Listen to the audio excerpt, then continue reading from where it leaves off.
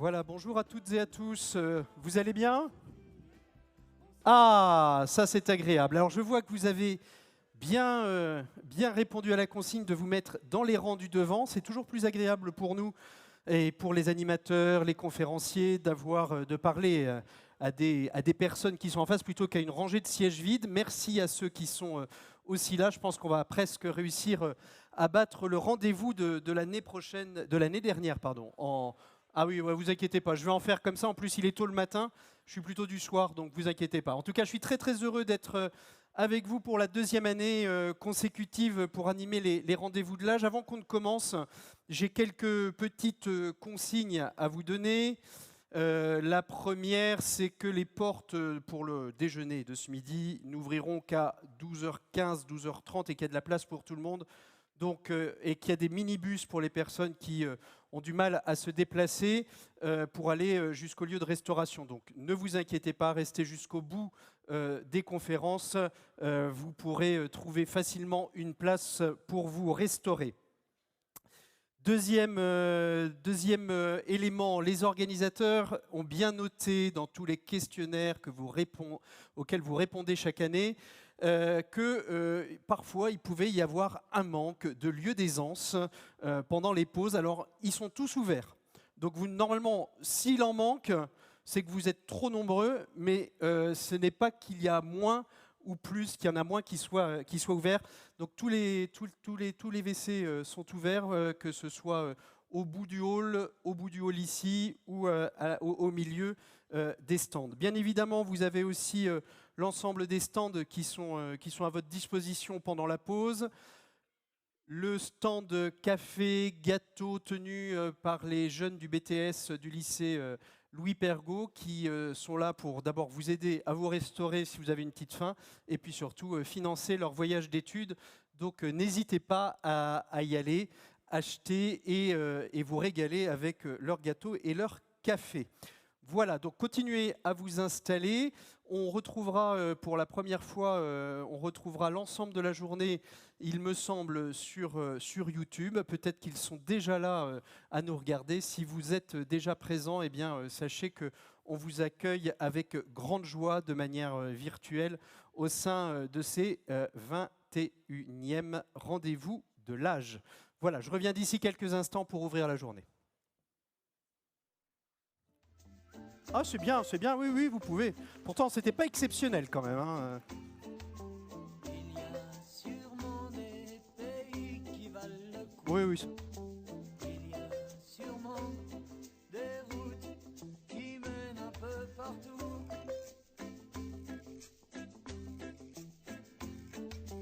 Il y a sûrement des enfants rebondissant sur le ventre des éléphants.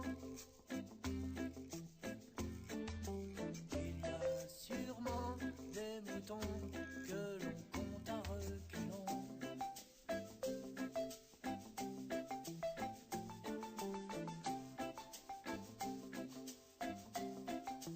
Il y a sûrement des pays qui valent le coup. Des océans pour serrer la pince aux crabes géants.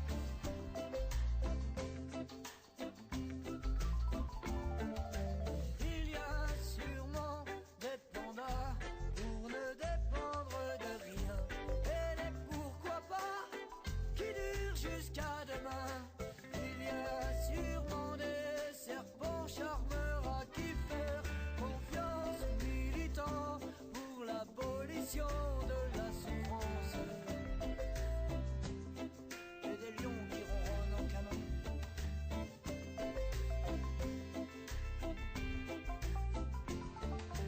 Il y a sûrement du vent qui te rentre entre les dents. Petit à petit, mon appétit grandit de découvrir la vie. Petit à petit, mon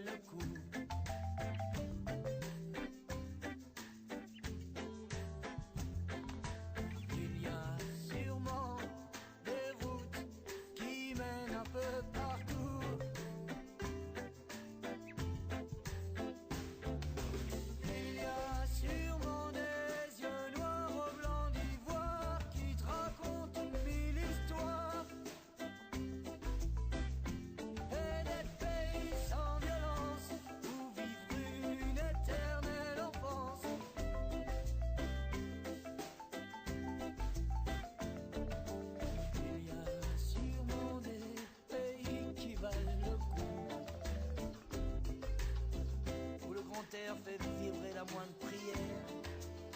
Précipice ou ne pas faire attention, des centaines de pistes qui ne mènent pas au béton.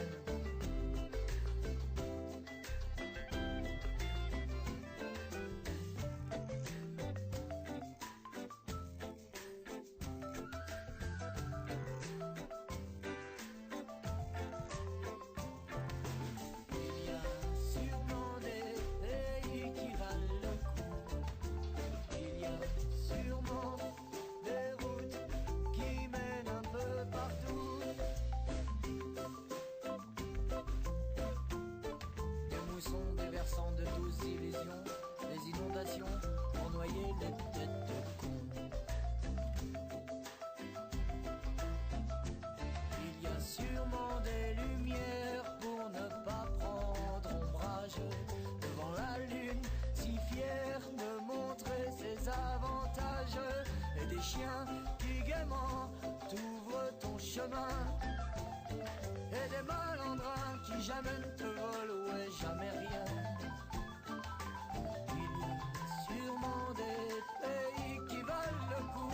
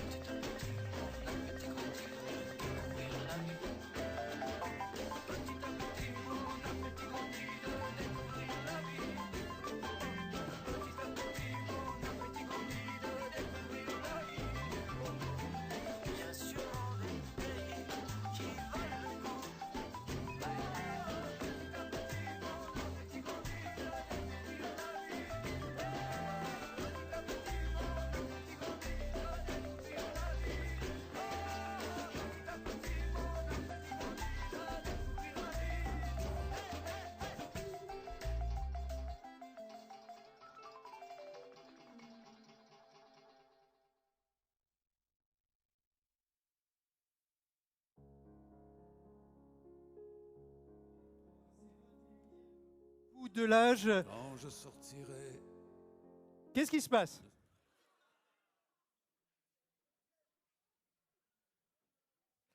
« 22e anniversaire, 21e session. Ah, il faut calculer. En tout cas, je suis très très heureux de vous retrouver pour ces rendez-vous de l'âge qui sont sous le thème du voyage. Et j'aimerais savoir, juste comme ça, hein, pour tester un petit peu le public que nous avons, juste levez la main, ou vous levez si vous le souhaitez. Qui était là au premier rendez-vous de l'âge? Ah oui, quand même. Allez, qui sont là depuis environ une dizaine d'années, sont venus aux 10 premières? Très bien. Ceux qui sont là, qui n'ont pas eu l'info tout de suite, qui sont là depuis 5 ans? Et ceux qui sont là pour la première fois, levez bien la main. Ah ouais, quand même. Eh bien, bienvenue à vous. Alors, j'espère que vous allez passer une très très belle journée. On va essayer de vous emmener... Comment? Et vous, c'est la 2e année. Donc, ça veut dire que je vous ai plu l'année dernière et que vous revenez pour moi? C'est ça, hein? En tout cas, soyez toutes et tous les bienvenus. On va évoquer la question du voyage. On a la chance d'être dans une région absolument magnifique et qui justement nous invite au voyage. J'espère que la famille de Baudelaire ne m'en voudra pas si j'utilise fréquemment cette notion d'invitation au voyage, mais il est vrai que vous vivez dans une région qui nous invite à voyager et on va évoquer ça tout au long de la journée. Bienvenue à ceux et celles qui nous rejoignent via YouTube, puisque ces rendez-vous de l'âge sont retransmis pour la première fois sur les réseaux. Et on vous souhaite à toutes, tous qui êtes là la bienvenue pour cette nouvelle rencontre, ces nouveaux rendez-vous de l'âge. Allez, on va rentrer directement dans le vif du sujet en accueillant toutes les puissances invitantes de ces rencontres, de ces rendez-vous de l'âge qui sont organisés par la Maison des Seniors et le CCAS de Besançon. Je vous demande d'accueillir bien évidemment votre maire, Madame la maire de Besançon, Anne Vigneault, sous vos applaudissements. Bonjour. Bonjour Anne, merci beaucoup. On va accueillir vos adjoints, ceux qui vous aident sur les questions de solidarité. Sylvie Vanlin, vice-présidente du CCAS, adjointe à la solidarité à la maire de Besançon. Bonjour, bonjour Sylvie, très heureux de vous retrouver. Et puis Jean-Hugues Roux, qui est conseiller municipal délégué à l'isolement, à l'autonomie, au handicap et à l'accessibilité. Bonjour Jean-Hugues, sous vos applaudissements. Allez, un peu plus de... Je sais bien qu'il est tôt le matin, mais quand même. Bonjour Jean-Hugues, soyez le bienvenu. Et puis, le partenaire qui suit ces rendez-vous de l'âge depuis quasiment le début, je vous demande d'accueillir, si elle est arrivée, mais si elle n'est pas arrivée, on la retrouvera, Sylvie Barten, directrice régionale Bourgogne-Franche-Comté d'AG2R La Mondiale. Bonjour Sylvie. Soyez bienvenue. Je vous propose de vous asseoir et puis on va laisser d'ici quelques instants la parole à Madame Vignaud. Sylvie, vous pouvez prendre place ici. Merci beaucoup. On va évoquer la question du voyage, mais avant tout, Madame Vignaud, Madame la maire, je vous laisse la parole et on évoquera quelques questions d'ordre plus généraliste après sur le voyage. Alors, attendez, soit le micro n'est pas allumé, soit on va vous l'allumer d'ici quelques instants. Voilà, ça va venir, j'en suis sûr. Vous pouvez aller au pupitre si vous le souhaitez, à moins que... On peut avoir le micro ici, le chour 1. Et non.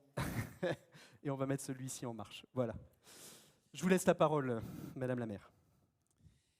Eh bien déjà, merci. Merci d'être aussi nombreux. Je crois qu'on est à plus de 1900 personnes qui sont présentes, qui seront présentes aujourd'hui. C'est un moment important pour vous déjà, et puis important pour nous, parce que ce qui nous touche particulièrement dans ces périodes compliquées, c'est de s'assurer qu'on continue à créer ce lien essentiel, ce moment d'échange, ce moment de découverte aussi. Et je remercie bien M. Glaise parce que toutes les fois, c'est un grand moment de découverte quand il nous fait ces conférences qui nous amènent à réfléchir, à penser surtout autrement. Je voulais vous dire déjà que je vais peut-être, certainement, sûrement, m'absenter un instant dans quelques instants, tout simplement parce que je devrais répondre à une conférence de presse sur quelque chose qui n'a rien à voir avec ce qui va se dérouler aujourd'hui. Mais vous avez peut-être entendu quelque chose qui est juste inadmissible. C'est le fait de la restauration d'une statue, qui s'appelle la statue de Victor Hugo, qui est faite avec la fonderie et la veuve de Ousmane Sow, et qu'on en profite pour proférer quelque chose d'immonde, d'aller sur des propos racistes, etc. C'est juste incroyable. Du coup, la direction de la fonderie vient à Besançon. La veuve de Ousmane Sow vient ici. Elle ne va pas venir ici. Elle nous a envoyé un texte, parce qu'elle est au Sénégal, pour dire combien ils sont tous choqués de ce qui est en train de se passer, parce que c'est bien un geste artistique, cette statue, et dans le travail qui est fait de la restauration, avec des patines qui vont évoluer, etc. Voilà, je tenais quand même à le dire, parce que la rumeur court, et que je tiens quand même à dire que c'est juste inadmissible qu'on laisse monter ce mouvement raciste dans notre ville, dans nos territoires, sur la France entière. On luttera, nous avons besoin d'être ensemble, de vivre ensemble, de faire en sorte que nous ayons une ville justement qui soit là pour apporter du soin, et c'est apporter du bien-être, bien sûr apporter beaucoup d'activités, d'animation, et on reviendra là-dessus, parce que nous avons besoin tous de vivre ensemble, mais aussi de rêver. Et de rêver, le voyage fait partie aussi du rêve, et on rêve de voyage, et on voyage en rêve, etc. Et c'est tout ça dont il est question aujourd'hui, mais je tenais à le dire devant vous, parce que je ne tiens pas à ce que l'on puisse un seul instant imaginer qu'il y a une once de volonté de lancer un tel propos au niveau national, et de tels...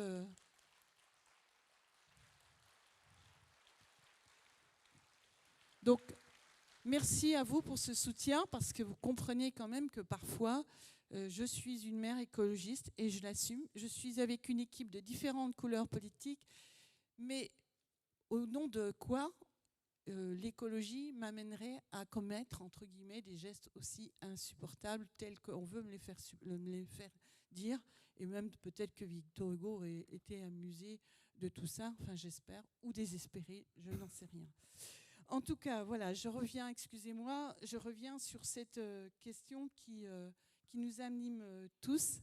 C'est ce moment de plaisir que nous voulons vous offrir, que nous continuons à vouloir vous offrir, et qui est essentiel. On le sait, on va encore avoir une année tout à fait incroyable en 2023.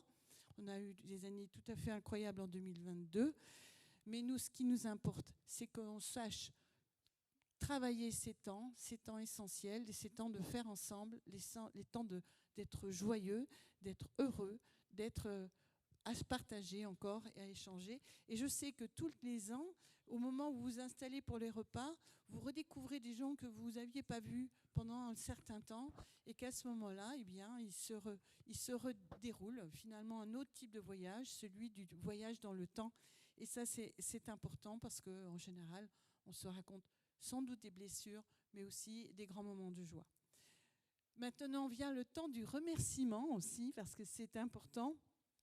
C'est le remerciement que je dois, évidemment, puisque vous verrez que dans l'organisation, il y aura les étudiants de BTS, de SP3S de Pergaud, et il y aura le cours hôtelier de Besançon qui sera ici, l'IME Vaucluse, l'IME de Montfort et l'IME de Besançon qui seront là. Donc on a la jeunesse qui est là avec nous, parce que nous avons besoin de cette jeunesse. Et là encore, c'est quelque chose d'extrêmement important. Et bien sûr, je vous remercie, madame, d'être là, présente, parce que c'est grâce à vous aussi que nous arrivons toutes les fois à mener cette opération. J'appelle ça une opération, ce temps de l'âge qui est tellement important. Et donc, vous allez prendre la parole justement pour expliquer votre engagement à nos côtés. C'est essentiel. Je remercie bien sûr tous les agents du CCAS qui sont derrière toute cette organisation, mais aussi les services de la ville, bien sûr les personnes de Micropolis. Quand tout se passe très bien, eh bien, on n'imagine pas le nombre de personnes qui sont là, à s'engager pour faire en sorte que justement les choses paraissent si légères, les choses paraissent si logiques, fluides et normales. Mais en tout cas, c'est du travail, c'est des personnes qui sont là, qui sont à vos côtés, qui ont envie que tout ça se passe bien. Et donc, je tiens évidemment à les remercier. Je ne vais pas aller plus loin parce que du coup, j'ai digressé sur mon affaire Victor Hugo. Mais en tout cas, juste, je tiens, c'est pour ça que je n'aime pas être derrière un pupitre. J'aime derrière un micro pour que vous m'entendiez, mais j'être vers vous. C'est-à-dire que nous sommes ici pour faire en sorte que nous ayons une société de la bienveillance, une société du bien vivre ensemble, sous toutes ses formes, avec des activités, des animations. Vous en avez plein qui peuvent être accessibles. Et donc, encore une fois, merci d'être si nombreux. C'est important que la ville se retrouve. C'est important que vous soyez là. Merci à vous. Merci beaucoup, Madame la maire. On a entendu, il y a quand même de l'émotion dans ce qui s'est passé dans l'actualité récente, et on sait bien que même si on est engagé en politique, on n'en reste pas moins homme, ou femme, et femmes, pardon, excusez-moi, hommes et femmes, et que les émotions, elles sont là, et c'est bien de pouvoir les exprimer, les dire. Voilà, on n'est pas juste des animaux politiques, comme disent certains, et en ont même fait d'ailleurs des bandes dessinées ou des émissions d'humour. Madame Vigneault, quelques questions quand même sur les enjeux. On est plus de 1500 personnes ici rassemblées à Micropolis. On sait que le temps de la retraite, les seniors ont plus de temps libre, plus de temps libre, ont une activité différente, parce que moi j'ai toujours entendu dire que les retraités avaient des agendas absolument démentiels, mais aussi plus de temps pour s'évader, pour sortir de son environnement. quels sont selon vous les atouts, les opportunités qu'une ville comme Besançon a pour répondre à ces nouvelles attentes et plus généralement offrir à nos aînés diverses animations? Mais écoutez, je pense que nombreux savent que nous avons beaucoup d'animations qui sont proposées, en particulier par la Maison des Seniors. D'ailleurs, je les remercie aussi puisqu'ils sont très présents dans cette journée de son organisation. Il y a des sorties, des randonnées, il y a toute forme d'activités. Et surtout, si vous ne les connaissez pas encore, allez à la Maison des Seniors, découvrez toutes les offres qui existent. Je discutais aussi avec André Terzo, qui est ici présent dans la salle, qui est le conseiller municipal en charge de sport et santé. Et nous discutions juste avant de venir, de monter, sur le fait que nous avons des conventions qu'on appelle les conventions d'objectifs avec les clubs sportifs, etc. Et on voit qu'il y a un volet de plus en plus nombreux qui consiste à proposer des activités adaptées de toute nature, qui font que c'est un moment important aussi de partage, mais aussi de prise de soin de soi. Et on sait que pour la santé, l'activité physique est essentielle. Donc c'est vraiment quelque chose que nous avons envie de démultiplier. Et franchement, je trouve que les clubs sportifs l'ouvrent très largement, ces activités. Nous avons bien sûr, je vais pas revenir sur tout l'accompagnement des uns des autres, mais surtout tout ce qui, je mets l'accent plutôt sur tout ce qui doit vous permettre de rêver. Là encore, nous avons besoin de rêves, nous avons besoin de nous épanouir, nous émanciper à tout âge. On a le droit de s'émanciper, découvrir des nouvelles activités. Et donc, il y a bien sûr aussi des activités qui sont liées à tous nos équipements culturels. Je vais bien reprendre évidemment le musée. Alors tiens, j'en profite. On a une magnifique exposition aujourd'hui qui est celle du Beau Siècle, qui est vraiment très intéressante parce que le XVIIIe siècle, c'est le siècle de beaucoup d'innovations. Il se passe beaucoup de choses en Franche-Comté à ce moment-là. Vous savez qu'après la conquête, il y a une restructuration importante. Et il faut le dire aussi, eh bien, ça peut nous interroger sur ce qui se passe au XXIe siècle, un moment de reprise, de repenser aussi nos liens et nos objectifs. Eh bien, je pense qu'on peut faire un parallèle et je vous invite tous à aller voir cette exposition. Et puis aussi, cerise sur le gâteau, nous allons avoir un Rodin qui va venir on mettra dans un premier temps au musée donc des Beaux-Arts, hein, parce que ce Rodin, il est justement une statue de Victor Hugo. Alors tout de suite, je vais faire le deuxième scandale. Oui, Rodin, quand il fait des statues, eh bien, ce sont des personnes nues. Voilà. Alors, il faudra tout de suite, peut-être qu'on appelle le national pour dire qu'il y a un scandale nouveau à Besançon. Un Rodin est nu, mais il faudra qu'il m'explique si ça se fait autrement ailleurs. Mais voilà. Donc, nous avons effectivement un ensemble d'activités culturelles, sportives, etc. Franchement, n'hésitez pas. Allez voir, tapez à la porte de la Maison des Seniors. C'est là que vous avez le principal endroit où vous aurez toute l'information.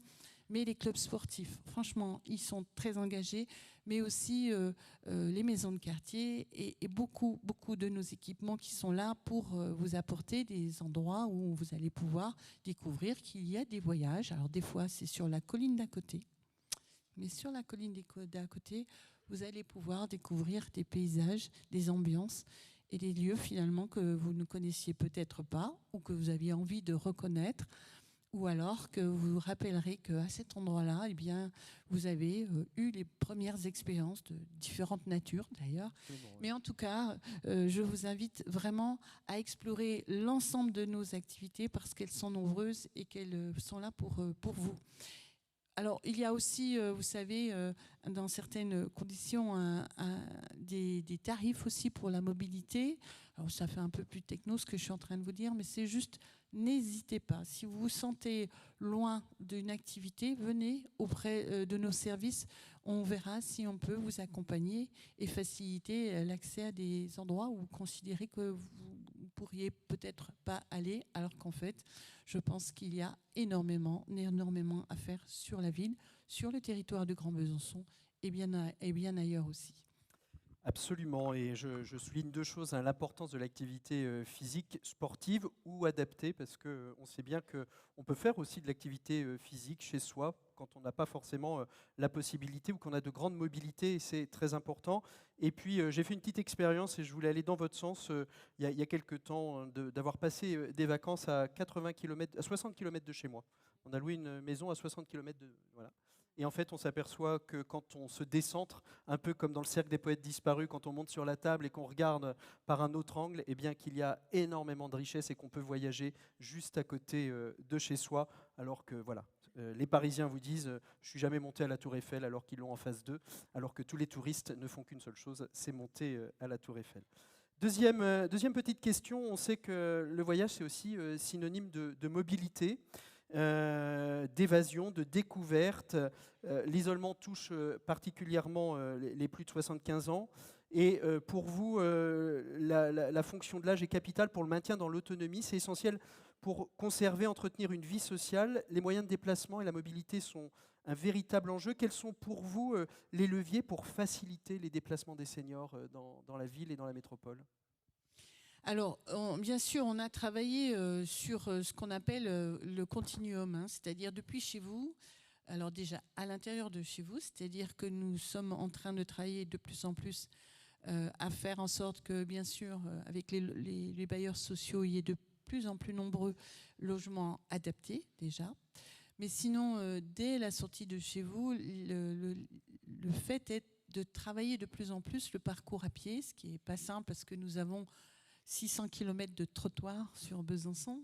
On ne s'en rend pas compte, mais ça fait... On ne se rend pas compte, mais ça fait beaucoup, et surtout que ça demande pas mal de moyens. Donc, du coup, nous faisons un travail sur le soin, bien sûr, pour aller jusqu'à votre moyen de déplacement ensuite, alors que ce soit à pied ou, du coup, ensuite en transport en commun ou bien sûr, en voiture.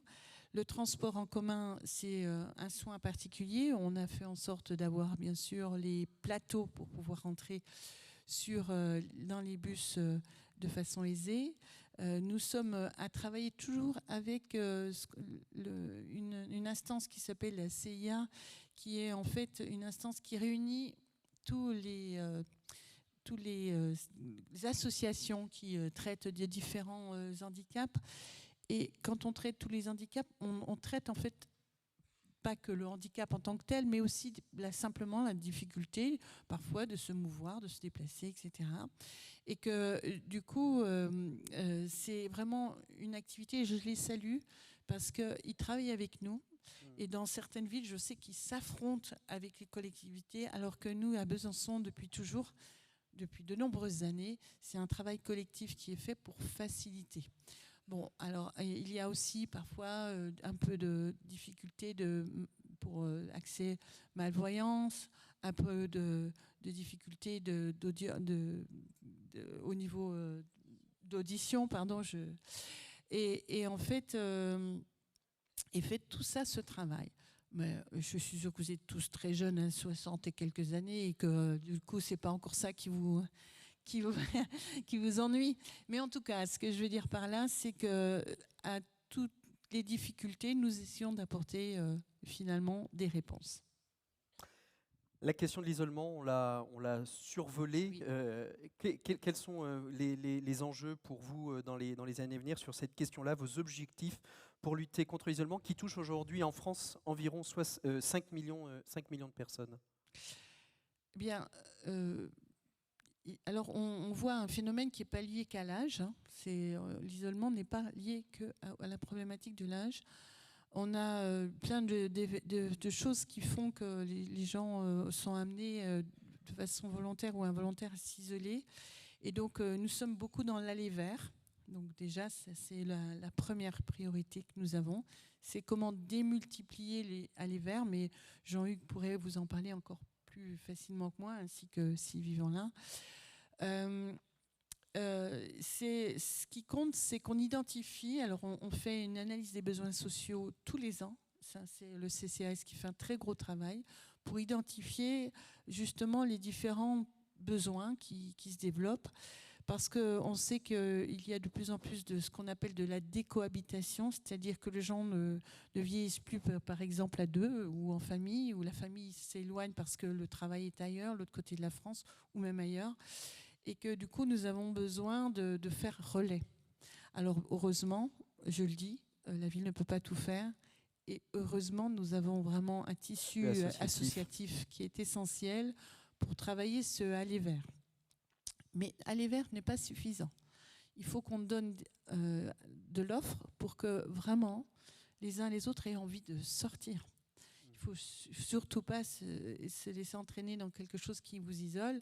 Donc on a besoin d'aller titiller chacun d'entre vous pour dire venez au musée, venez à la maison des seniors, venez juste discuter un instant, même tous les matins, venez parce que il faut sortir, il faut aller rencontrer les autres, il faut rester en contact. Alors là, vous prêchez presque des convaincus, Madame la maire, parce que vu le nombre de personnes mais c'est tous les jours que vous êtes sortis, je suis sûre. Mais il faut sortir tous les jours.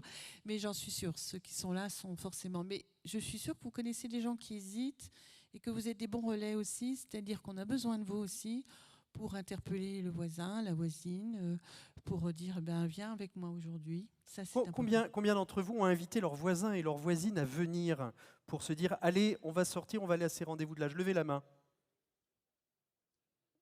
Je pense que vous pourriez être plus nombreux l'année prochaine, comme ça on n'aurait quasiment plus de place à l'intérieur de Micropolis. Si chacun invitait une personne qu'elle connaît à sortir, déjà on répondrait à cette question de la sortie et de la lutte contre l'isolement.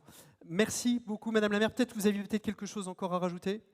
Non, rien du tout. Il faut laisser la place aux autres et ensuite à la conférence parce que c'est exactement. Important. On va évoquer la question du voyage. Sylvie Vanlin, peut-être une ou deux questions. Vous êtes vice-présidente du CCAS et cette année, le CCAS, il fête ses 50 ans. Si j'ai bien compris, 50 ans d'action sociale au cœur des politiques publiques. Bien avant, vous aviez créé à Besançon, alors vous en êtes que la digne héritière, Sylvie, mais Besançon a créé finalement le CCAS bien avant le CCAS. Qu'est-ce qui fait que Besançon est une terre d'innovation sociale permanente? On a vraiment l'impression, quand on parle des rendez-vous de l'âge à l'extérieur, c'est vraiment de l'innovation. Ça fait 22 ans maintenant qu'ils existent. Comment ça se fait que ce territoire de Besançon et de sa métropole soit en permanence innovation sociale? Alors, vous l'avez souligné, cette année, le CCAS fête ses 50 ans. Mais il faut savoir que le CCAS est fortement imprégné par la tradition historique d'innovation sociale que vous avez rappelée. Dès 1945, par exemple, il y a eu la création de restaurants pour personnes âgées, ce qui était une innovation au niveau national. Et puis, je ne peux pas ne pas nommer les deux précurseurs de l'action sociale qui ont été Henri Huot, qui a été maire adjoint aux affaires sociales, dont je suis la digne héritière, comme vous disiez, et puis son directeur, dont M. Alban Soucaro, c'est le digne héritier, qui était Auguste Ponceau, et qui ont mis en place pas mal de dispositifs pour les seniors. Je veux évoquer également quelque chose qui a marqué et qui est à l'origine du RMI, qui a été mis en place par Michel Rocard en 1988 et qui est d'ici, c'est-à-dire le minimum social garanti, qui au début était réservé pour les personnes âgées. Parce que Henri Huot disait que les personnes âgées devaient être soucieuses, on ne devait pas leur faire l'aumône. Je parle bien entendu des personnes âgées déshéritées qui étaient en grande difficulté parce qu'il y en avait beaucoup, il n'y avait pas beaucoup d'aide pour ces personnes âgées. Il voulait leur rendre une dignité et les rendre responsables et soucieux d'être bien insérés dans la cité. Voilà ce que je pourrais dire. Et nous continuons au niveau du CCAS dans cette perpétuation de tradition d'innovation sociale en dégageant des dispositifs. Pour vous, ce qu'il faut retenir, les grandes dates... Vous voulez rajouter quelque chose, Madame la maire, non ? Oui, elle me parlait de Paulette Guinchard, effectivement. Dont on a Paulette évoqué Guinchard, je ne l'année l'ai pas oubliée, puisque vous savez qu'il y a eu l'APA, et l'APA, c'est sur notre territoire, c'est notre élu. Et j'avais réservé une place dans mon discours de clôture pour tout vous dire. Mais tu as raison de me le dire, elle a toute sa place, bien entendu. Donc, vous voyez que elles sont très précurseurs. Besançon, la ville de Besançon est précurseur en termes d'innovation sociale, effectivement. Une action qui continue aujourd'hui. Quels sont pour vous les grands enjeux pour les années à venir, Sylvie ? Alors, les grands enjeux, eh bien, je parlerai de prendre le virage domiciliaire. On a parlé un petit peu de tout ce qu'il y a autour de l'âge. C'est vrai qu'il y a les résidences autonomie, revoir notre schéma directeur immobilier, c'est-à-dire bien adapter aux besoins les personnes âgées. Mais on se rend compte que de plus en plus, elles ont besoin de rester à domicile. Donc, le CCAS de Besançon va accompagner. L'État va justement développer des appels à projets de ce virage domiciliaire. Donc, ça passera par de l'aménagement de logements avec les bailleurs sociaux notamment. Ça passe par la domotique, mais ça passe aussi par l'accompagnement social et par justement mettre en valeur ces métiers en tension que sont nos auxiliaires de vie sociale. Voilà. Je voudrais également vous indiquer, revenir un petit peu pour vous dire qu'en termes d'innovation, nous sommes innovants, parce que cette année, nous avons construit notre feuille de route politique avec l'ensemble des associations, et même au-delà des associations partenaires du CCAS, il y en avait plus de 150, et nous avons fait participer à la construction de notre feuille de route politique. C'est innovant, parce que ça ne s'était jamais produit, et dans l'esprit du mandat, c'est le participatif qui est mis en avant. Et j'ai mon collègue ici, Kevin Martinoli, qui est l'adjoint à la démocratie participative, qui porte ce flambeau. Et c'est un flambeau que nous avons nous-mêmes au niveau du CCAS concrétisé par cette construction partenariale de la feuille de route politique. Alors, ce qui me permet de faire une petite incision dans votre discours, c'est que l'Assemblée des sages, qui était le Conseil des sages, devient l'Assemblée des sages, et que pendant toute la durée de ces rendez-vous de l'âge, un stand est ouvert où il est possible d'aller rencontrer justement les délégués à la vie participative pour se porter candidat à l'Assemblée des sages. Donc, pour pouvoir candidater, vous pouvez aller vous renseigner au stand. Et si vous nous regardez sur YouTube, vous pouvez aller sur atelier-citoyen au pluriel.besançon.fr où vous pouvez trouver justement des formulaires de candidature. Jean-Hugues Roux, vous êtes en charge, vous êtes conseiller municipal en charge des questions de solidarité. Et puis, plus particulièrement, vous portez la question des personnes âgées isolées à Besançon. Qu'est-ce que l'on peut dire, qu'est-ce qu'il faut retenir sur cet engagement et sur cette lutte contre l'isolement ? Oui, déjà je voudrais dire qu'aujourd'hui les personnes âgées les plus fragiles connaissent des difficultés avec les crises successives déjà, qui ont été aussi bien sanitaires, sociales que climatiques. Donc ces personnes-là, parfois fragiles, sont de plus en plus isolés. Qu'est-ce que je peux dire au niveau de l'action sociale ? C'est vrai que le CCAS a beaucoup de services, et je crois qu'il faut la maison des seniors en état, et puis il faut remercier les salariés, mais aussi les bénévoles qui agissent beaucoup au domicile des personnes les plus précaires. À Besançon, il y a beaucoup de services qui œuvrent au niveau des personnes âgées et des personnes isolées. J'en citerai quelques-uns. Il y a le SAD, le service d'aide à domicile, il y a les repas à domicile, il y a les antennes de quartier. Enfin, il y a vraiment beaucoup de choses au niveau social qui sont faites. Mais je me dis, pour les personnes âgées, ça touche beaucoup de délégations qui vont de la culture au sport. Anne Vigneault l'a rappelé tout à l'heure. Et je me dis, si on veut vraiment un monde inclusif, moi je crois vraiment à l'inclusion, je me dis, les personnes isolées, les plus fragiles, doivent pouvoir être acteurs encore au niveau sociétal et au niveau de la société. Mettons-nous autour de la table. Ce n'est pas le CCAS qui fera à la place d'eux, mais nous ferons ensemble. Et je crois que là, ça permettra à beaucoup de personnes âgées d'être plus sereines, d'être mieux au niveau de la ville. Voilà ce que je pouvais vous dire. Parce qu'en effet, comme vous le disiez, aller vers, Madame la maire, c'est important, mais encore faut-il savoir vers qui aller. Donc il faut qu'il y ait aussi ce va-et-vient nécessaire, cette articulation entre ceux et celles qui sont peut-être vous, observateurs de vos voisins, de vos solidarités, et puis pour pouvoir savoir où aller et à qui s'adresser. Moi, je voudrais reprendre un peu ce que j'ai fait au niveau de la semaine du handicap, c'est-à-dire travailler avec les associations, mettre en place des actions. Parce que le handicap, comme les personnes âgées, ça touche isolées, ça touche toutes les délégations, et toutes les associations, et faisons ensemble. Merci beaucoup, Jean-Hugues Roux. Merci à tous les trois. Vous restez encore quelques instants. Sylvie Barthen, vous êtes directrice régionale d'AG2R La Mondiale, Bourgogne-Franche-Comté. On sait bien que AG2R travaille justement avec ce cœur de prendre la main sur demain sur la question du bien vieillir. Vous êtes partenaire de ces rendez-vous de l'âge, je crois, quasiment depuis le début. Pourquoi cet engagement d'AG2R ? Quel est le cœur de cette présence à nos côtés depuis si longtemps ? Alors, en fait, c'est vrai que ça fait depuis plusieurs années, depuis l'origine, effectivement, nous sommes partenaires des rendez-vous de l'âge. AG2R La Mondiale est un groupe de protection sociale paritaire et mutualiste qui est assureur de personnes et dont, en fait, la raison d'être, c'est vraiment de pouvoir prendre la main sur demain, c'est-à-dire accompagner les personnes tout au long de leur vie pour qu'elles soient toujours en bonne santé, qu'elles ne soient jamais isolées et qu'il y ait une vraie solidarité justement entre les assurés et l'ensemble des personnes que nous avons. Maintenant, si vous le voulez bien, je voulais simplement vous dire que j'étais très heureuse de vous retrouver aujourd'hui aussi nombreux pour cette 20e édition des Rendez-vous de l'âge. Cette année encore, AG2R La Mondiale est ravie d'être présent aux côtés de la ville de Besançon et de son CCAS, avec qui nous avons noué, vous l'avez dit, de longue date, un partenariat afin d'agir ensemble pour le bien vieillir. J'en profite pour vous remercier, Madame Anne Vigneault, maire de Besançon, présidente du Grand Besançon Métropole, pour le renouvellement de notre partenariat, toujours très actif.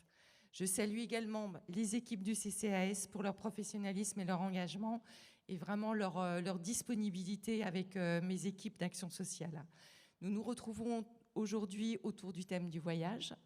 En citant Dubélé, cette thématique est pleine de promesses, puisque heureux qui, comme Ulysse, a fait un long voyage. Mais au fait, qu'est-ce que le voyage ? Qu'entend-on par voyager ? Le voyage se résume-t-il à la seule découverte d'un autre pays, d'une autre région, d'une autre culture ? Et pourquoi entreprendre un voyage ? Est-ce facile de partir en voyage ? De quoi faut-il être riche pour voyager ? Selon André Gide, l'homme ne peut découvrir de nouveaux océans tant qu'il n'a pas le courage de perdre de vue la côte. Voyager, serait-ce donc aussi oser l'inconnu, accepter de se laisser surprendre et partir à la découverte des autres et de soi ? Les invités de la journée apporteront très certainement des éléments de réponse à ces nombreux questionnements. Pour ce qui est du groupe de protection sociale, AG2R La Mondiale, son rôle premier est de prévenir et limiter les risques inhérents à ce grand voyage qu'est la vie. Au titre de notre action sociale et du partenariat qui nous lie depuis de longues années avec le CCAS de la ville de Besançon, l'accent est porté spécifiquement sur les actions favorisant la rencontre de l'autre, le lien social et par là même la vie citoyenne, comme ce que nous partageons aujourd'hui pour ces nouveaux rendez-vous de l'âge.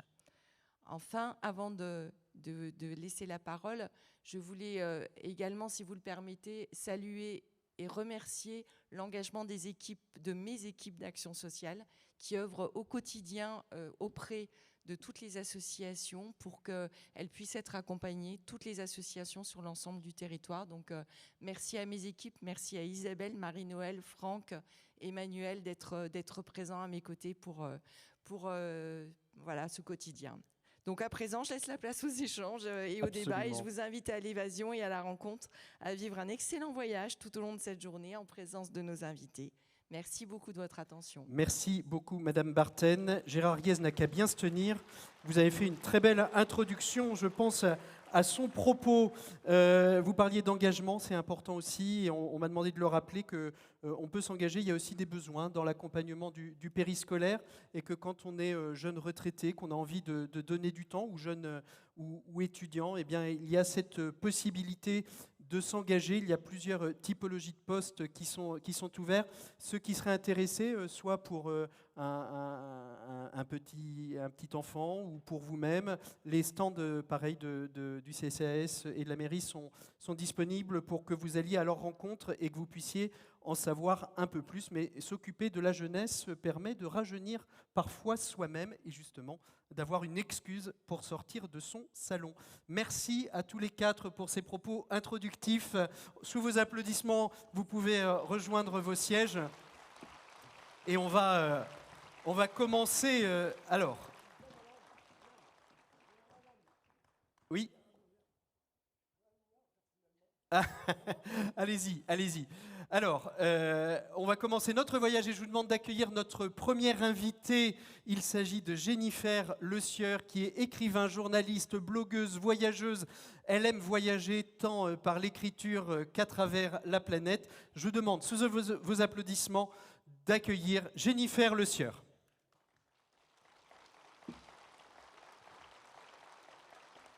Jennifer, je vous en prie, asseyez-vous. Ici, voilà, on va se mettre ici. On va regarder ensemble, on va faire le tour un petit peu de vos voyages. Bonjour Jennifer. Bonjour Patrick. Alors vous avez Bonjour à voyagé tous. d'où à où pour venir jusqu'à nous aujourd'hui? J'ai franchi des décalages horaires impossibles. Je suis venue de Lyon. Ah là là, et ça va, pas trop jet-lagué comme Non, on je dit? suis en pleine forme. Je Vous- suis chargée de vitamine C.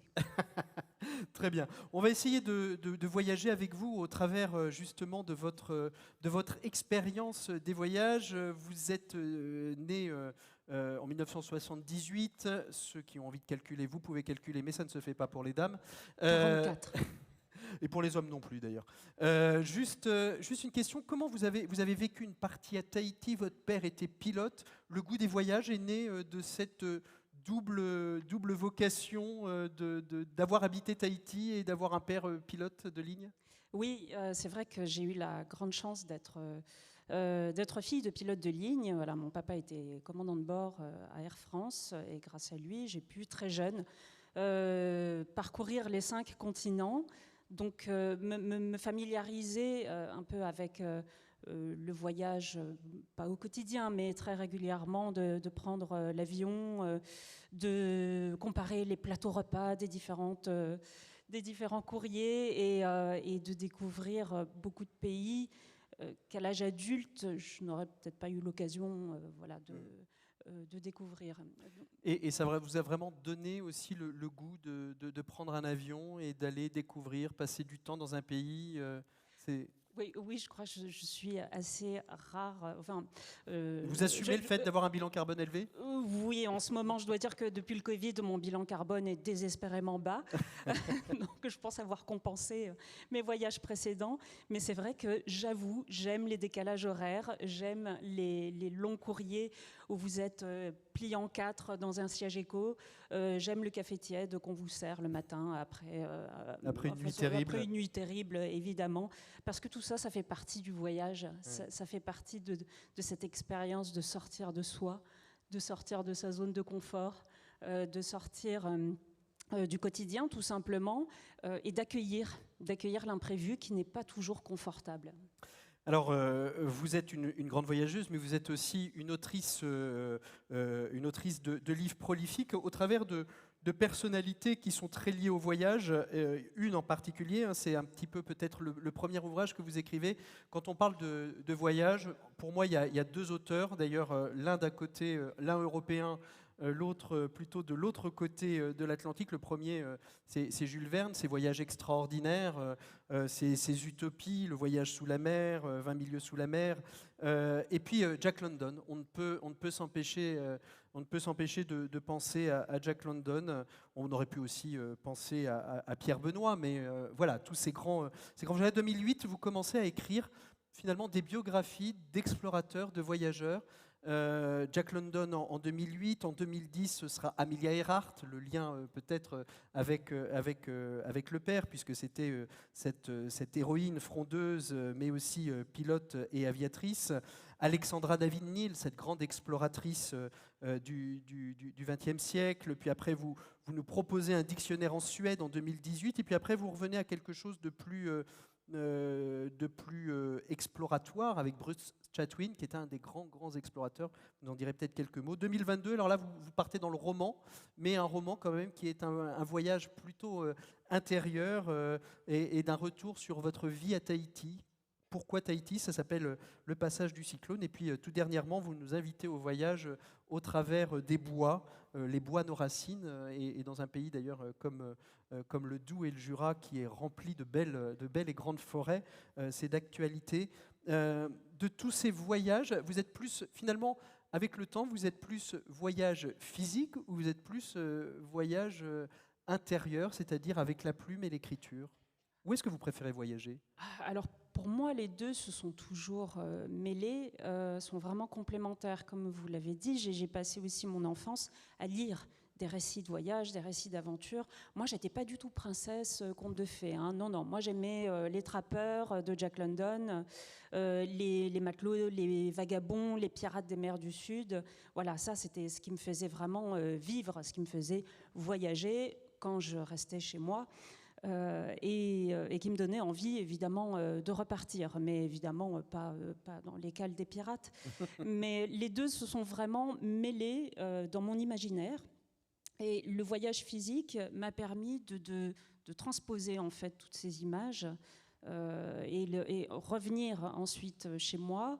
Le fait d'écrire me permettait de prolonger le voyage, mais avec cette espèce de petite ingénierie intérieure, vous savez, cette petite alchimie qui fait que toutes ces images confuses, toutes ces impressions se retrouvent concentrées dans la page.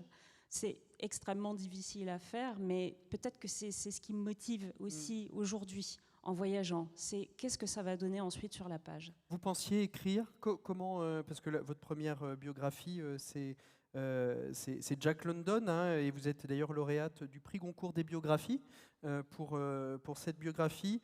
On vient vous chercher. Vous avez cette envie de retracer la vie de Jack London. Comment vous faites cette rencontre entre Jack London et l'écriture? J'avais déjà envie d'écrire. Alors j'ai toujours écrit aussi des petits carnets de voyage très tôt. Je crois que mes premiers carnets, ma mère les a gardés évidemment, je devais avoir 6-7 ans. Ce sont des récits de voyage extrêmement intéressants où je ne parle que de ce que je mange. Voilà. Apparemment, tout ce qui m'intéressait dans les voyages... On va faire un petit dictionnaire gastronomique de vos voyages. Oui, il faudrait, oui, qui part voilà, de mes 6 ans où évidemment je n'aimais rien. Ça a bien changé depuis. Mais ces carnets, en tout cas, me permettaient de garder des souvenirs que les photographies ne saisissent pas. Forcément. Et donc, pour en revenir à votre question, je voulais écrire à l'âge adulte, et comme je n'ai pas d'imagination, comme j'étais incapable d'inventer une histoire plus folle que le réel, j'ai voulu emprunter la vie de quelqu'un d'autre, en l'occurrence celle de Jack London, qui m'a tellement fait rêver quand j'étais enfant et adolescente. Et en m'apercevant que Jack London n'avait jamais rien écrit pour les enfants, qu'il n'avait passé que très peu de temps dans le Grand Nord, mais qu'il avait passé tout le reste dans les mers du Sud ou en Californie, là je me suis dit, il y a peut-être une histoire à raconter, un autre voyage à raconter. Et je me suis lancée dans cette biographie, qui était par chance la première biographie de Jack London en langue française. Un éditeur m'a fait confiance, il m'a dit, allez-y, emmenez-nous en voyage avec Jack London. Et c'est comme ça que tout a commencé.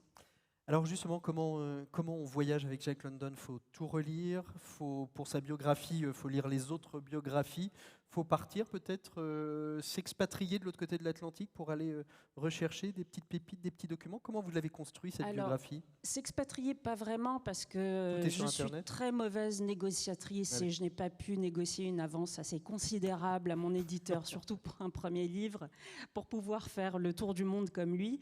Mais j'ai quand même été aux États-Unis pour chercher ses archives, notamment aussi la plongée dans les archives d'un écrivain. C'est aussi un voyage en soi. J'ai pu dénicher comme ça un inédit de Jack London que j'ai publié par la suite, qui s'appelle Les Carnets du Trimard, et qui raconte son voyage en tant que vagabond sans le sou, d'un bout à l'autre des États-Unis. Il sautait dans les wagons de marchandises. En fait. Pardon ? Kerouac avant l'heure.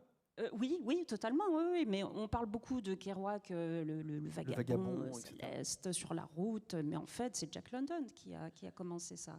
Ce voyage vraiment bille en tête, avec $3 en poche, pour aller à la rencontre de la terre, du paysage, et surtout du peuple, de son propre peuple, qu'il a compris comme ça, en allant frontalement à sa rencontre.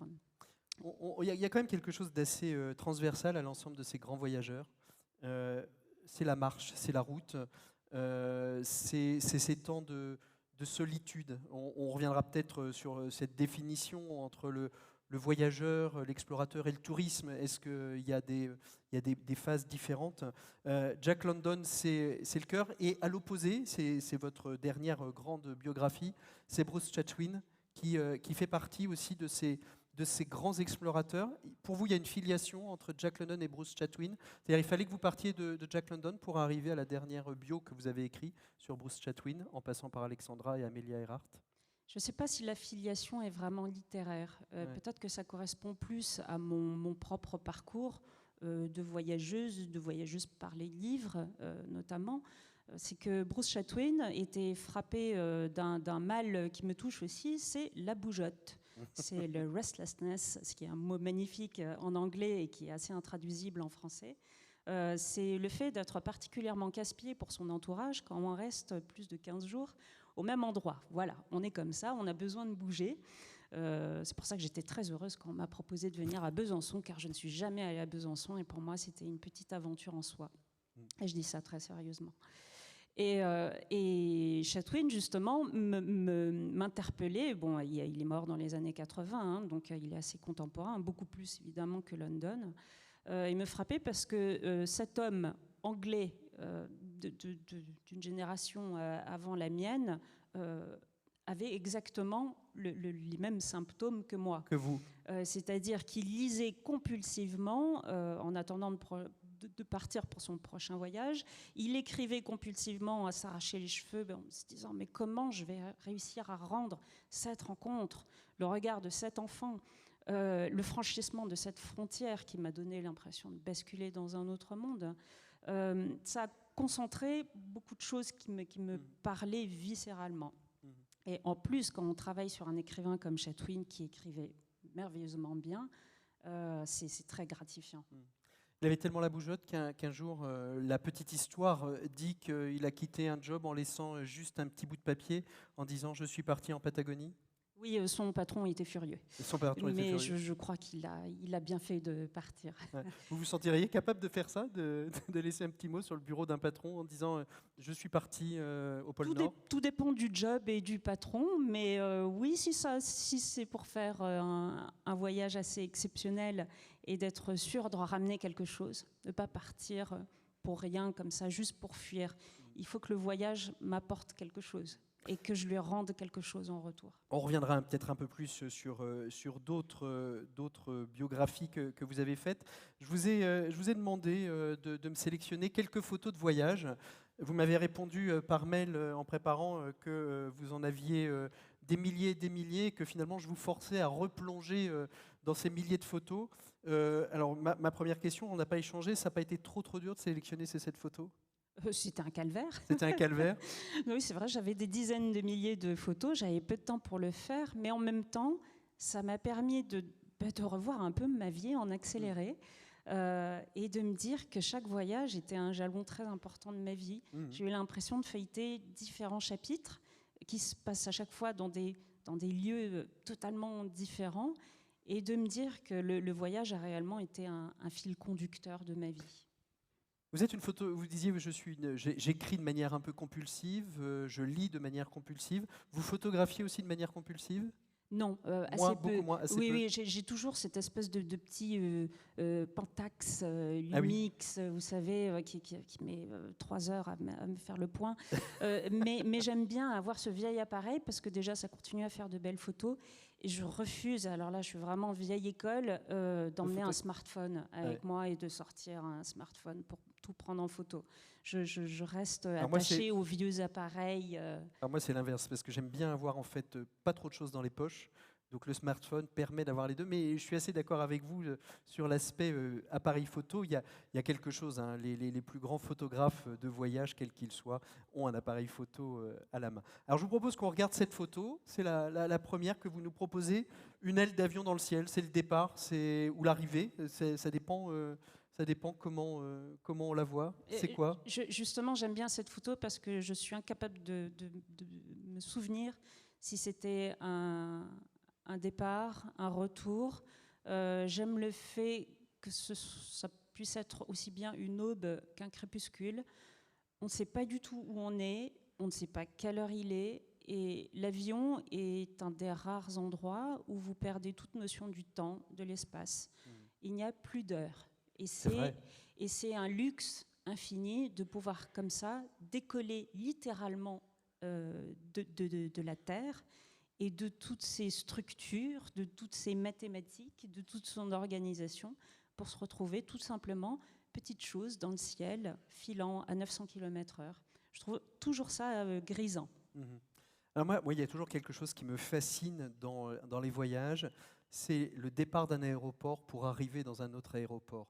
On part de quelque chose que l'on connaît, on va dire Roissy, Charles de Gaulle, enfin voilà, un grand aéroport qu'on connaît bien, et on peut arriver dans un aéroport qui n'a absolument rien à voir avec notre quotidien, soit quelque chose de complètement grandiloquent, comme certains pays peut-être de l'Asie du Sud-Est ou de l'Arabie Saoudite, à un aéroport improbable en Afrique. Et je trouve qu'il y a toujours ce rapport à la liaison avec en effet ce temps de transition qu'est le voyage dans l'avion en fait. C'est vrai, j'aurais aussi pu choisir une photo d'aéroport. J'adore les aéroports. J'adore le fait aussi d'être entouré d'une centaine de nationalités différentes, avec des gens qui sont là en transit. Où est-ce qu'ils partent? D'où est-ce qu'ils reviennent? Qui vont-ils revenir? Qu'est-ce qui va leur arriver? C'est le point de départ de 1000 histoires. C'est ça. Et qui sont-ils? Pourquoi est-il là? Pourquoi fait-il? J'ai la même chose moi dans les gares. Je fréquente moins les aéroports, plus les gares en ce moment. Mais j'ai ce même questionnement. Pourquoi ce monsieur prend un train? Pourquoi sommes-nous là? On va regarder la deuxième photo, si vous voulez bien. Alors là, ce sont des pingouins ou des manchots? Parce que Non, ce ne sont pas des pingouins, ce sont des manchots. Des manchots qui ne sont pas sur leur banquise. Les pingouins sont des petits oiseaux noirs, ça, plus loin, avec des ailes. Qui vivent dans l'hémisphère nord. Et les qui n'ont pas d'ailes, et les manchots ont des ailes. Vivent dans l'hémisphère sud. Et donc, ce sont des manchots royaux.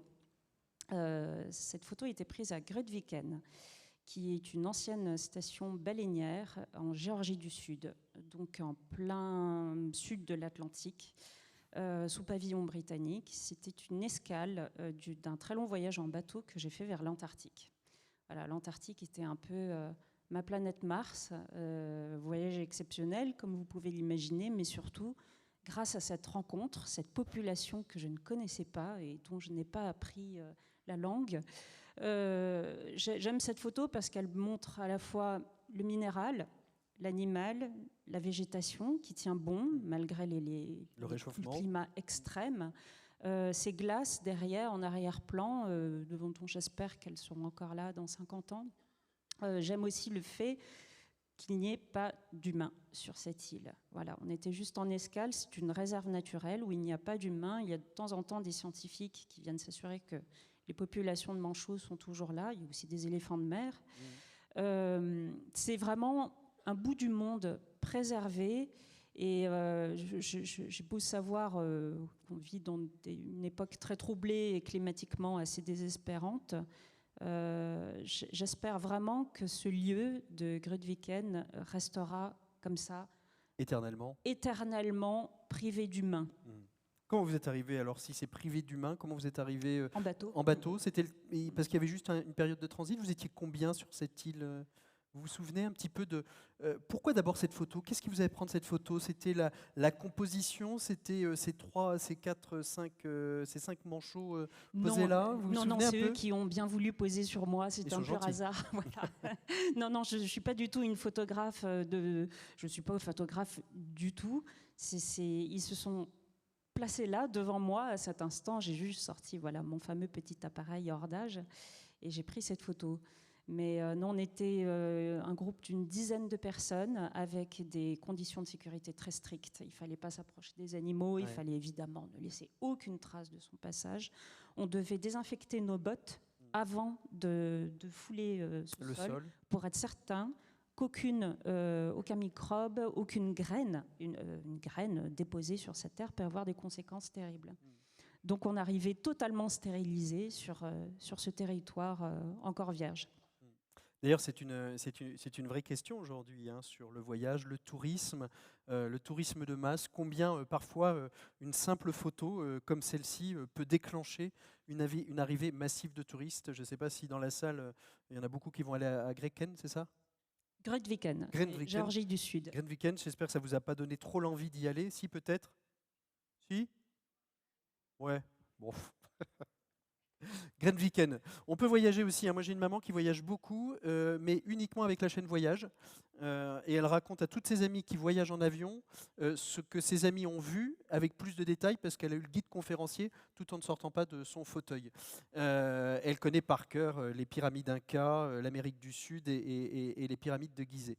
On va passer à l'autre photo. Ah, alors là, vous touchez mon cœur. Alors, je ne sais pas si c'est en Chine, en Thaïlande, en Malaisie. En tout cas, c'est en Asie, ça c'est certain. Une photo de repas, c'est ça? Eh ben, vous y étiez presque. J'étais où? Cambodge? Au Vietnam? Japon. Japon. Ah, On est à Hiroshima. Hiroshima, qui a quand même un nom de triste mémoire. J'ai été au mémorial d'Hiroshima, c'était une visite extrêmement émouvante. Mais ce qu'on a tendance à oublier, c'est qu'Hiroshima est aussi le paradis de l'okonomiyaki. Donc cette galette japonaise faite à partir d'une sorte de pâte à crêpes, de choux, de légumes et là de nouilles sautées, puisque c'est vraiment à Hiroshima qu'on fait cette recette-là d'okonomiyaki. La dame qui les prépare a la réputation de faire évidemment les meilleurs de l'archipel. Bien évidemment. Elle a 90 ans. Elle a pris sa retraite à 70 ans et tout le monde lui a dit « Mais non, vous ne pouvez pas, vous faites les meilleurs okonomiyaki de la ville. » Et elle n'a pas pu s'arrêter et elle continue pour le plaisir de faire ses plats. Elle a 90 ans.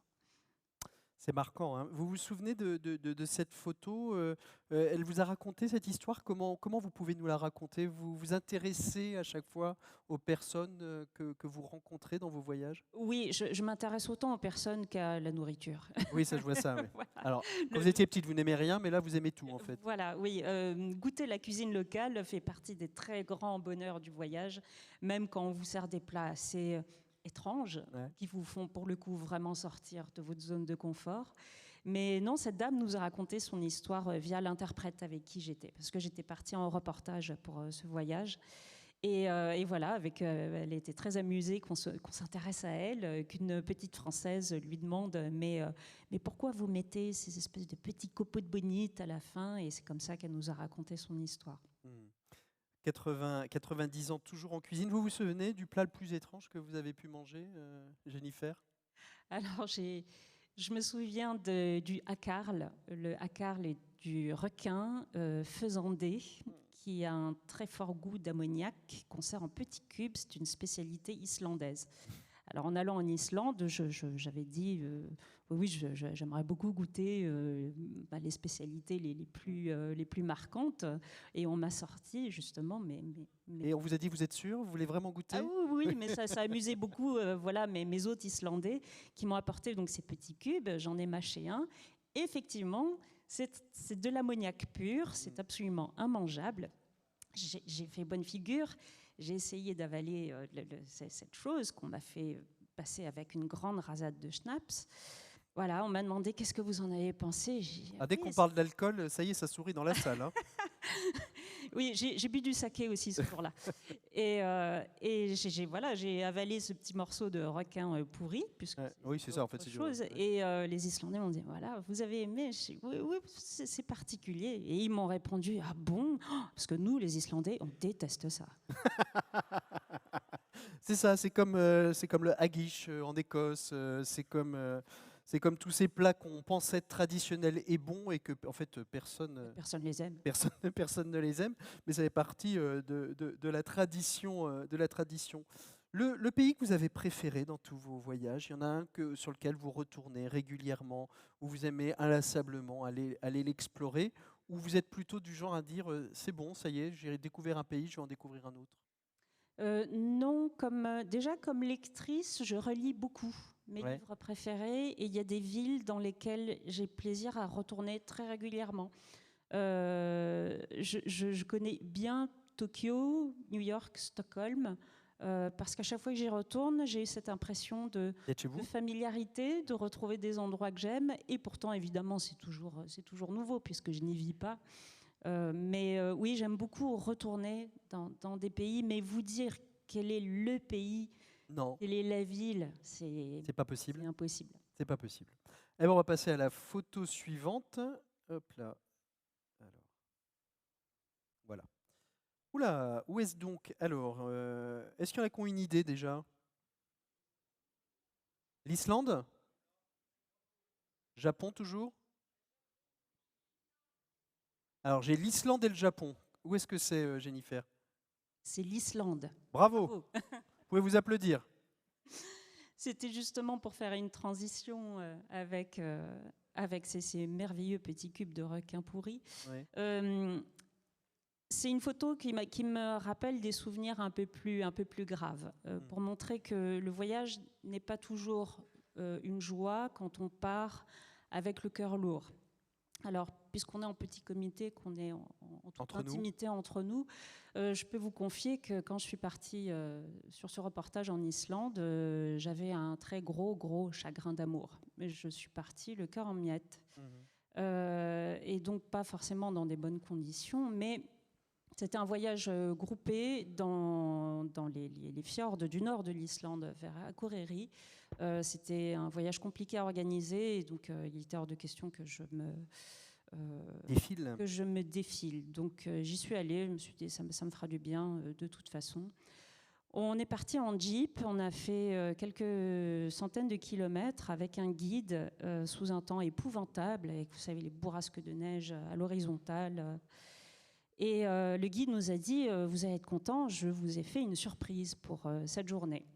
On est descendu de la Jeep, on est arrivé là, on a commencé à marcher, et sa surprise, c'était une séance de spéléologie. Je suis totalement claustrophobe et je n'avais pas du tout envie d'aller me glisser dans les goulets d'une île volcanique. En tout cas, pas à ce moment-là de ma vie. En plus, oui. Voilà. Mais en même temps, en coiffant mon casque et mon baudrier, je me suis dit, si j'y arrive, peut-être que ça va extérioriser mon chagrin, peut-être que je vais être fière de moi, peut-être que ça va provoquer quelque chose. Et donc, j'ai pris mon courage à deux mains.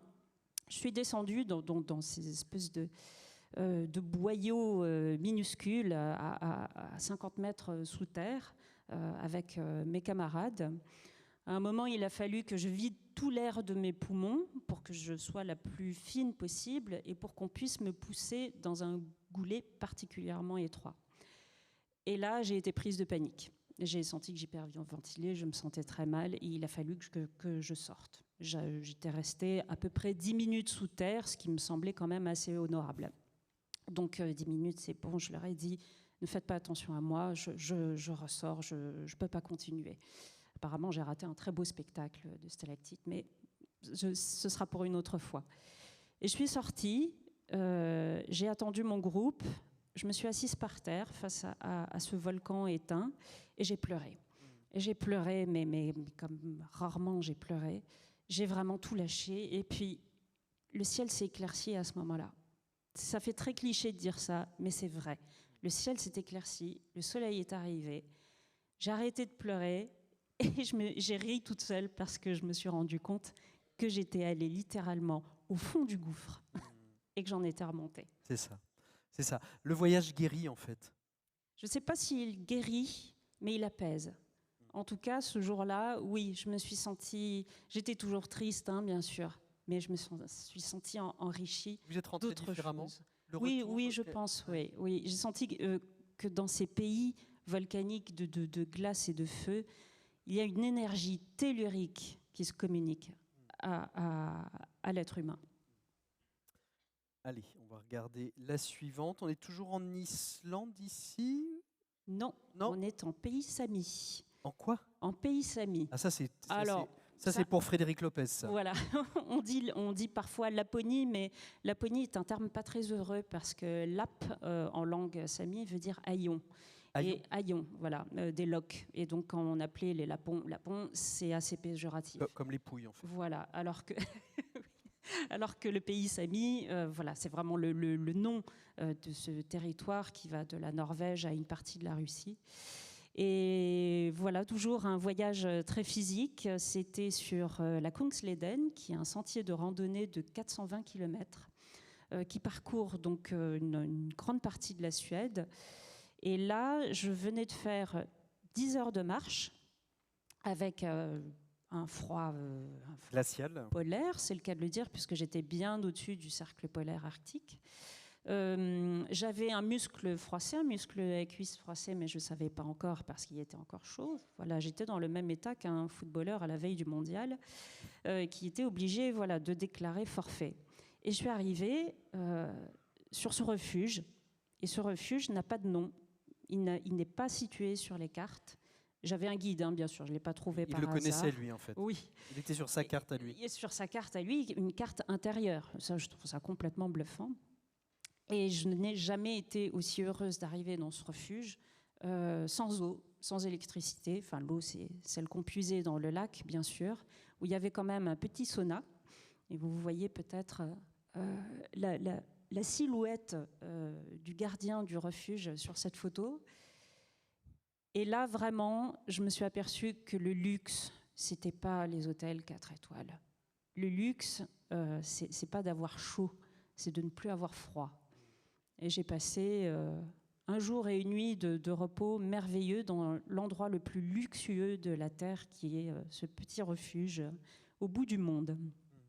Vous vous souvenez pourquoi cette photo? Qu'est-ce qui vous a marqué? C'était la couleur du ciel? C'était la composition du paysage? Oui, là pour le coup, c'était la composition. C'est vraiment la première vision que j'ai eue de ce refuge et du gardien du refuge qui m'a fait rire parce qu'il faisait moins 10, bien sûr. Il sortait du sauna et bon, il avait passé sa serviette parce qu'il nous attendait.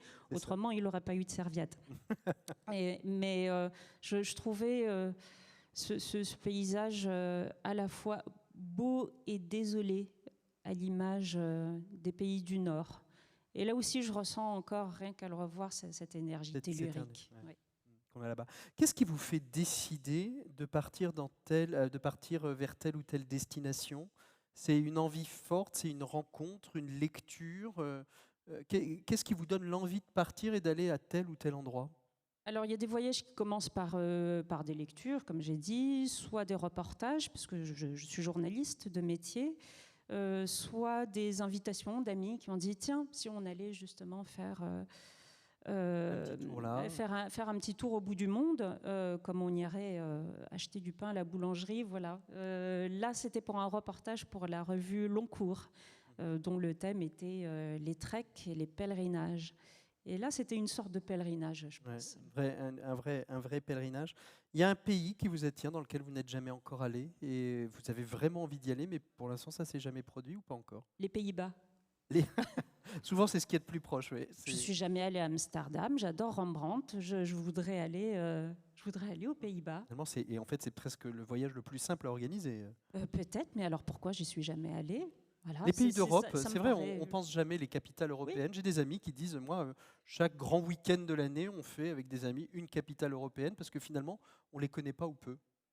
Comme beaucoup d'enfants, j'avais un planisphère dans ma chambre où je mettais des petites aiguilles dans les pays où j'ai été. Et c'est vrai que l'Europe était quand même assez pauvre. Donc ça, je me suis rattrapée à l'âge adulte, heureusement.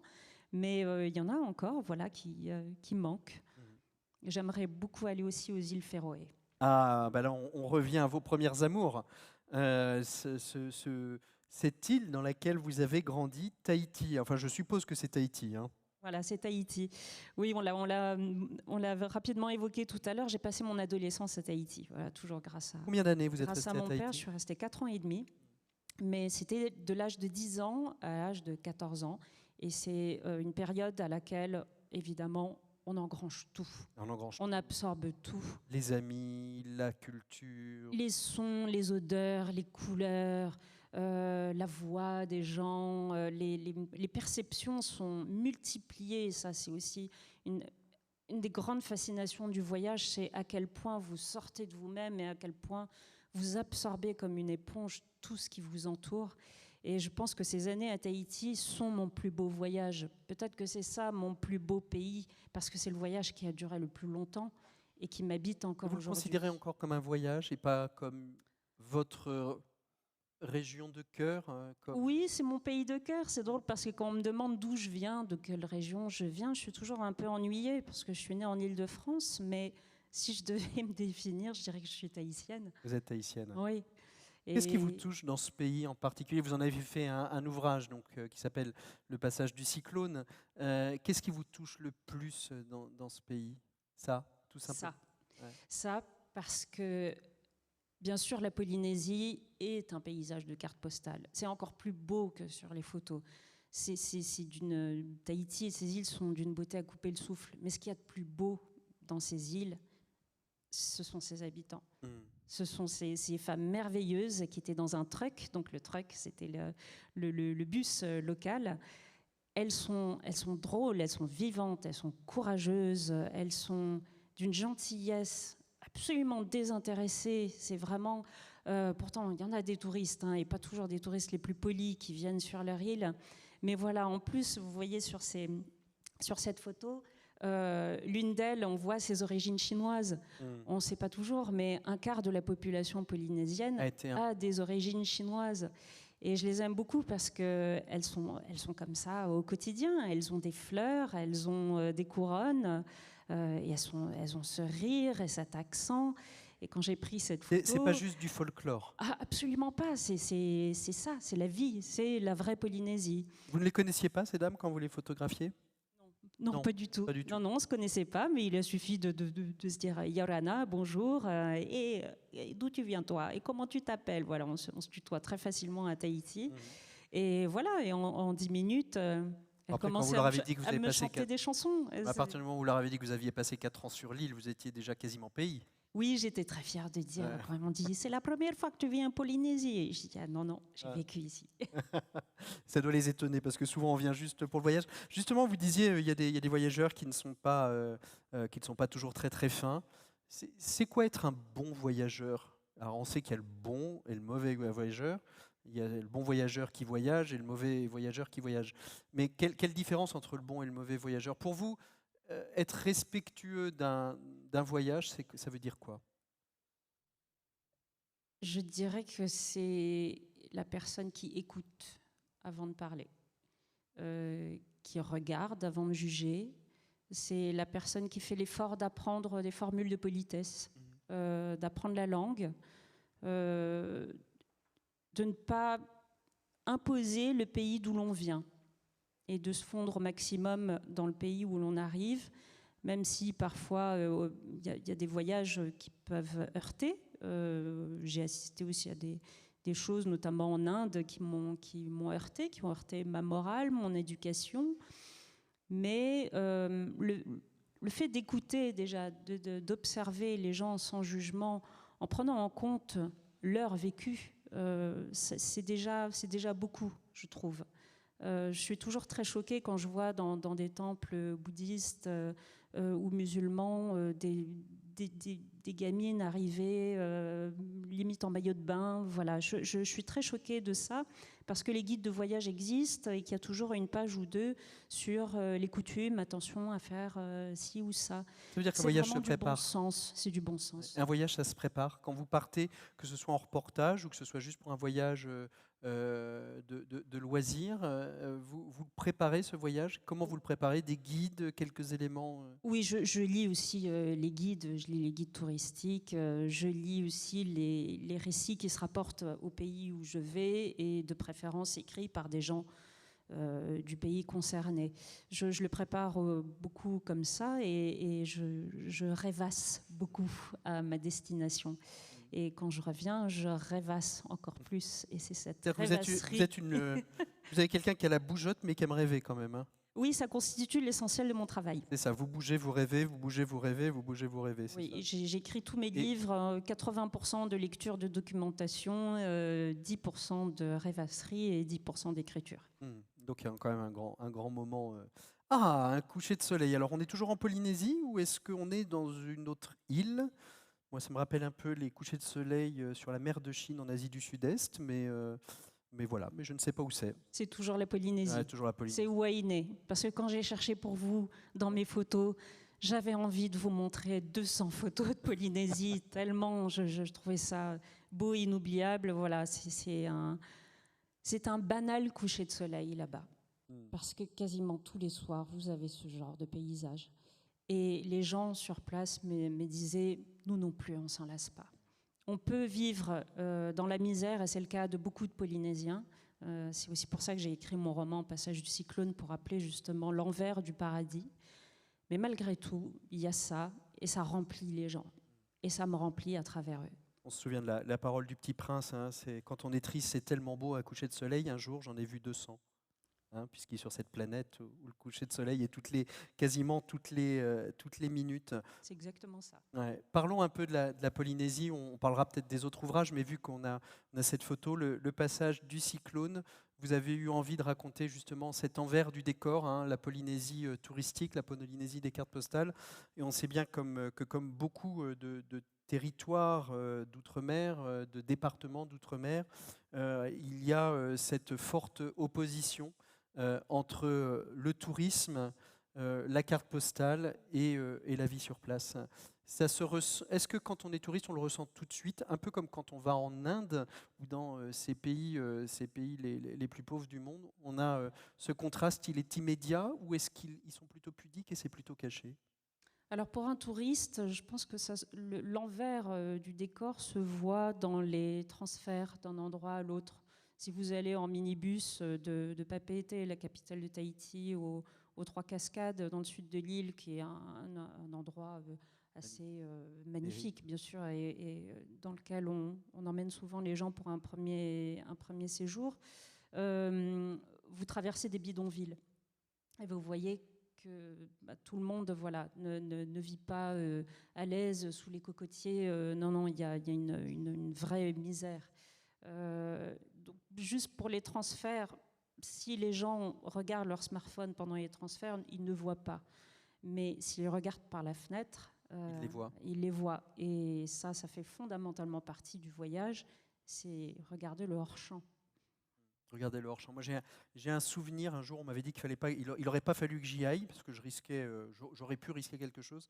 J'étais à Bangkok, je suis allé au fond d'une impasse, et puis j'ai trouvé ça sympa et bucolique de longer, je pense, la voie ferrée ou une ex-voie ferrée, qui passe derrière la ville. On a vraiment l'impression d'être passé de l'autre côté du décor. Puis après, on revient dans le pullulement de la ville. Alors, on m'a dit non, il n'aurait peut-être pas trop fallu, parce que c'est un peu le bidonville, en fait, de l'arrière de Bangkok, avec une forte dangerosité. Mais j'y étais en plein jour, donc on m'avait dit que c'était moins risqué que si ça avait été en pleine nuit. Quel est le déclic? Pourquoi vous avez voulu écrire cet ouvrage, Le Passage du cyclone, qui, je rappelle, sera disponible à la vente, éventuellement à la dédicace, à la pause, pour ceux qui le souhaitent, avec tous vos autres ouvrages?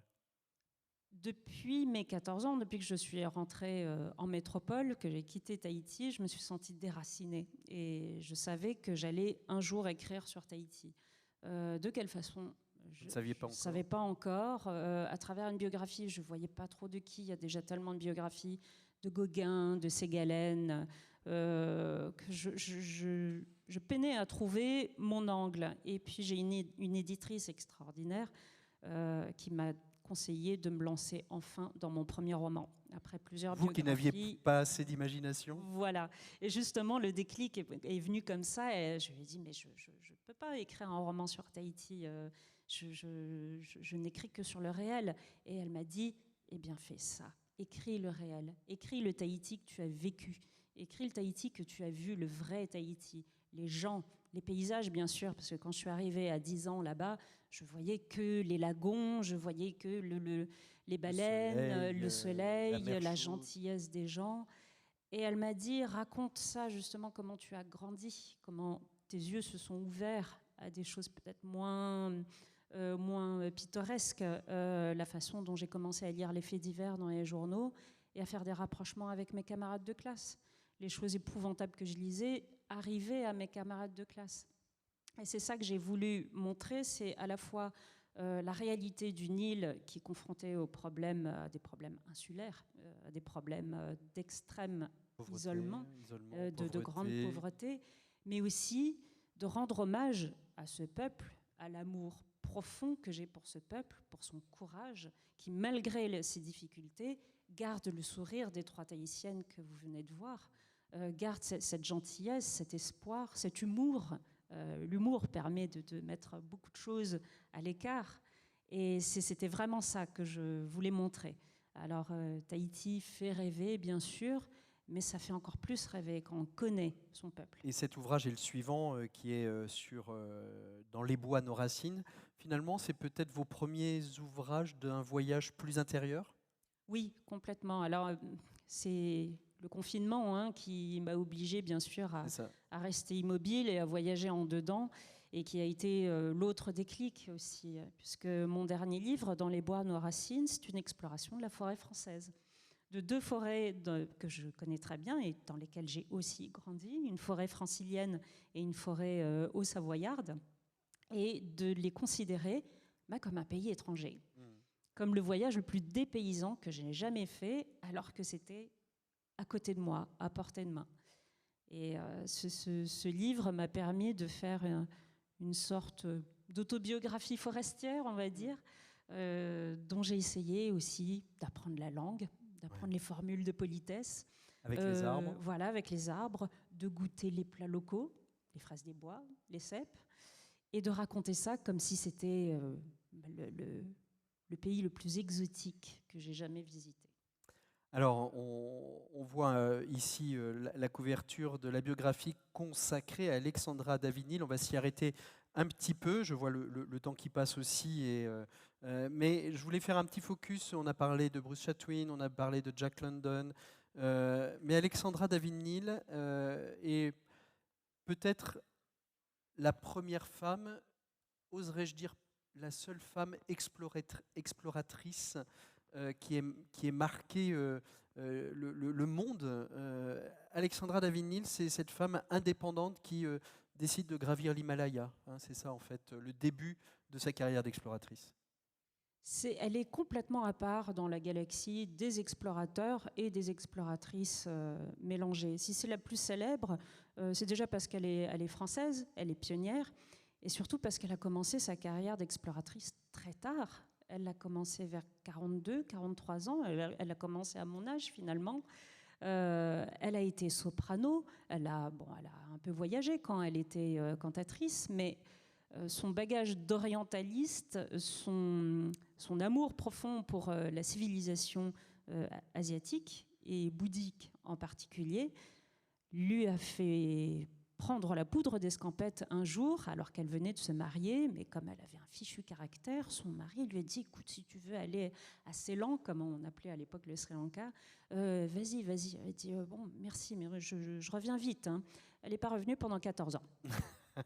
Et il l'a attendu. Et il l'a attendu. C'est ça qui est formidable. Un homme exceptionnel, et leur échange de lettres, qui par miracle nous est parvenu aujourd'hui, est un des plus beaux récits de voyage que j'ai jamais lu. Son journal de voyage, c'est sa correspondance avec son mari pendant ses 14 premières années en Asie. Et si elle est rentrée un peu dans l'histoire, c'est parce qu'à l'âge de 56 ans, déguisée en mendiante, elle a été la première Européenne à entrer dans Lhasa. Dans Lhasa. Là, voilà, la cité, la fameuse cité interdite du Tibet. Elle a fait tout ce chemin à pied, avec juste une canne, une motte de beurre dans son sac, des bottes en feutre qu'on n'imagine pas aujourd'hui, et déguisée en mendiante, barbouillée de suie pour avoir l'air tibétaine.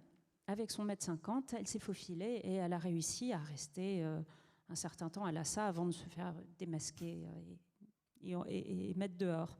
Mais elle a traversé comme ça l'Inde, la Chine, dans des régions en guerre en plus, rien qu'à la force de sa volonté et de son mauvais caractère. Est-ce qu'il y a encore des explorateurs aujourd'hui qui sont les héritiers des... j'ai envie de dire peut-être le grand dernier explorateur, c'est peut-être Lévi-Strauss, qui nous raconte un peu ses voyages, cet anthropologue qui vient. Est-ce qu'il y a encore des héritiers à ces explorateurs, à ces Alexandra David-Néel, à ces Chatwin, à ces Jack London, qui nous racontent des récits de voyages imaginaires ou réels? Oui, tant qu'il y aura un globe terrestre, il y aura des voyages et il y aura des gens pour les raconter. C'est peut-être Sylvain pas Tesson Oui, bien sûr, j'aime beaucoup Sylvain Tesson. Voilà, il a bien prouvé qu'on pouvait arpenter le monde et en tirer une poésie infinie et sans jamais s'en lasser. Mais aujourd'hui, si l'exploration a changé, parce qu'il n'y a plus vraiment de points inconnus, de zones blanches sur les cartes, maintenant le rôle des explorateurs est plus d'être des lanceurs d'alerte, d'être plus des protecteurs, d'être plus des vigiles d'une nature qu'on sait très fragile en ce moment. Voilà, peut-être que le rôle de l'explorateur aujourd'hui... oui, Jean-Louis Etienne, bien sûr, c'est un très bon exemple. Oui. Ceux qui font en fait prendre une cause oui, pour aller explorer, pour ramener de la donnée scientifique, de la data, comme on dit aujourd'hui, pour pouvoir imaginer, protéger, imaginer le monde de demain. Oui, mais en faisant rêver. Et en faisant rêver. Parce que donner simplement des leçons, attention, les icebergs fondent, ça a quand même moins de portée que quand on touche vraiment, quand on apporte vraiment une émotion. Et là, ce qu'on aime, on a envie de le protéger. Vous auriez à nous conseiller un récit de voyage. Ce serait lequel parmi ce que vous avez lu? À part le journal de voyage d'Alexandra David-Nel, qui est le voyage d'une Parisienne à Lhasa aussi, où elle raconte précisément cet épisode de sa vie. J'aime beaucoup le petit traité sur l'immensité du monde de Sylvain Tesson, que j'ai lu à l'époque où il n'était pas du tout connu. Je l'avais rencontré à cette occasion. Voilà, et ça reste pour moi le bréviaire du globe-trotteur émerveillé. Ça fait partie... votre prochain voyage, votre prochain voyage, vous savez où il vous emmène? Dans l'écriture ou à l'autre bout de la Terre? Alors, il va m'emmener un peu dans l'écriture et un peu dans les voyages, puisque je repars sur les traces d'un écrivain connu pour ses voyages, connu pour nous avoir fait rêver enfant, dont je ne peux pas dire grand-chose, mais je vais vous donner 2 indices. Allez-y. Ce voyage devrait m'emmener en Écosse et aux îles Samoa. Bon. Voilà, si parmi le public... Il y en a qui voient, pas là-dedans dans le public. Qui ont trouvé de qui je vais parler en allant en Écosse et aux Samoa. Ça français? Non. Non. Qui ça? Stevenson? Vous avez gagné une dédicace.